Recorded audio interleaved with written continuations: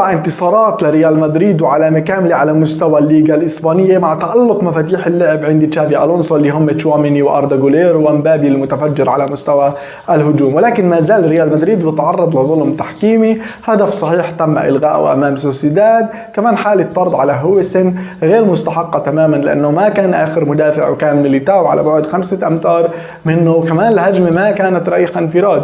ولو جينا نفترض حسن النية، اليوم خافير تياس هاجم ريال مدريد وقال انه يسعى ريال مدريد من خلال انتقاده للتحكيم انه يدمر الليغا الاسبانيه. كذلك ايكر كاسياس قال انه فعليا يجب ان نترك الحكام يقوموا بعملهم، واليوم التحكيم بيكون ضدك بكره بصير معك. اعتقد انه تصريحات ايكر كاسياس لو كان هو جزء من الفريق حاليا كانت راح تكون مختلفه تماما. ولكن ايكر كاسياس بصراحه طول عمره او باخر سنوات اصبح شخص متلون يميل الى الحديث عن الاشي اللي بيمثل مصلحته فقط. انا هيك من وجهة نظري بشوفه. اليوم ريال مدريد بيخوض لقاءه امام مارسيليا، لقاءه الاول على مستوى دوري ابطال اوروبا، وكذلك اللقاء الاول لتشافي الونسو على مستوى دوري ابطال اوروبا، ويتمنى انه يكون الاداء التحكيمي افضل من الاداء الموجود في الليغا الاسبانيه. كذلك ديزيربي مدرب مارسيليا قال انه احنا مش ذاهبين في نزهه الى سانتياغو برنابيو، رح نحاول نقدم افضل